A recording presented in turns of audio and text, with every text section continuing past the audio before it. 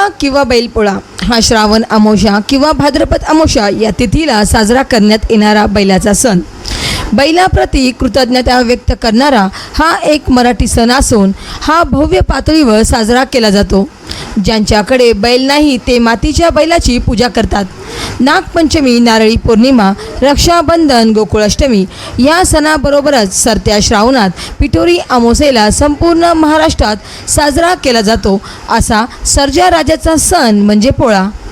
एकीकडे कांदा, सोयाबीन, गहू, कापूस याला योग्य तो हमीभाव मिळत नसल्याने शेतकरी चिंतातूर झाला असून शेती पिकासाठी केलेला खर्चही निघतो की नाही याचीही शाश्वती राहिलेली नाही. अवकाळी पावसामुळे खरीप पिकासारखी रब्बीच्या पिकाचे नुकसान झाले आहे. त्यामुळे शेतकऱ्याची शेती आता तोट्यात आली आहे. याचा फटका पोळ्या या सणाला पडला आहे.